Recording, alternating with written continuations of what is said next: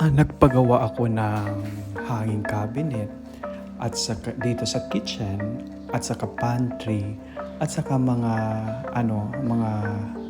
door sa ilalim ng kitchen. Magkano ba inabot ng aking hanging cabinet kasama yung sliding dito sa aking bodega at saka hanging cabinet sa laundry area ko at saka hanging cabinet dito sa aking cooking area at saka pinto doon sa ilalim ng aking hagdanan. Magkano kaya siya inabot? Nung sinukatan ito, ang estimate niya sa akin was 80,000. So, pero hindi pa daw yun sure kasi nga baka hindi maganda, pero kung may difference man, konti na lang. So, true enough, after 2 days, na-compute na niya siguro at na-canvas na niya yung mga materyales na gusto ko na ikabit. Then, i-message niya ako na 86,000 daw. So, tumawad ako hanggang 85, ibinigay niya sa akin.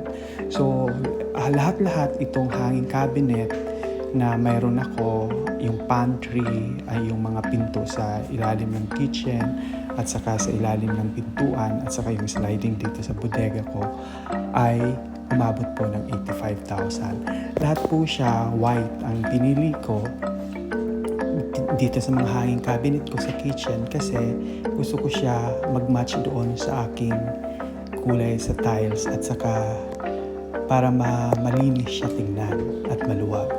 Yung sa sliding naman at saka sa pinto sa ilalim ng aking hagdan, kaya pinili ko yun na ang kulay ay parang silver gray kasi yung sliding ko na nauna na nagdi-divide ng aking sa aking sala ay ganun ang kulay. Para sabi ko, lahat ng sliding iisa lang ang kulay para uniform. Kasi kung magwa-white din ako dito sa sliding na bago at saka doon sa ilalim ng may iiwan yung malaking sliding ko dito sa sala. So, para materno na lang. So, yun po. Inabot siya ng 85,000. Tapos, nung ikabit yan, alas 6 sila ng umaga nagkabit, natapos sila alas 3:30 ng hapon na. Oo.